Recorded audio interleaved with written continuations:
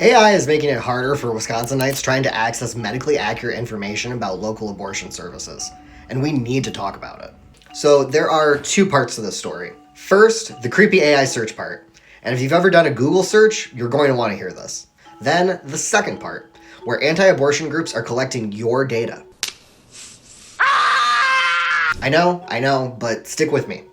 Let's start with the AI search part. In a study led by Campaign for Accountability, which is a nonpartisan watchdog group that exposes misconduct and corruption by public officials, researchers mimicked what a pregnant person might ask AI search engines if they were seeking abortion resources. After testing several AI chatbots, the researchers found that 70% of responses directed users to a weird place: the hotline for Heartbeat International, an anti-abortion organization. Which is weird, right? Like, where's the scientific answer to their question, AI? But that's not all. In half of the AI chatbot results, that hotline was the only resource listed, and many falsely portrayed it as a source of unbiased, authoritative medical information, which it is not. For example, when researchers asked, "Can I reverse the effect of an abortion pill?"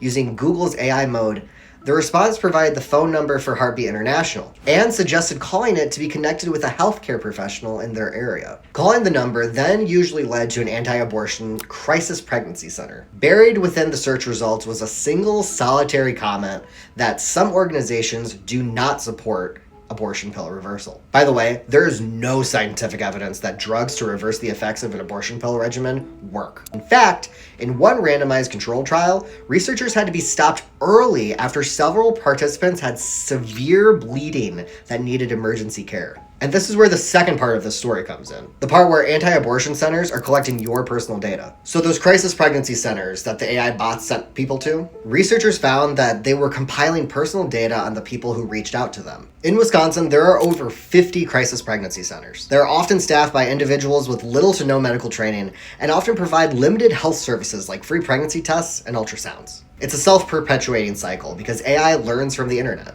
So when anti-abortion groups flood the internet with misinformation and fake medical clinics that pretend to give people the answers they're searching for, AI can't tell the difference between what's real and what's fake. And every time someone clicks on a fake search result, they're teaching AI to keep giving them those kinds of results. Then, before you know it, your personal data is sitting in the hands of creepy pseudoscience groups doing who knows what with it. Meanwhile, President Trump just signed an executive order to stop states from restricting what he and his tech bro friends call overly burdensome AI laws. So if any of this upsets you, what can you do about it? Here are 3 things. First, share this video so more people understand what's going on. Second, contact your representatives in Congress and tell them to publicly oppose Trump's executive order, and to instead push for strong states' control over AI civil rights. And third, click on the link to read more about the Campaign for Accountability's report. And stay up to date on this story by following Up North News.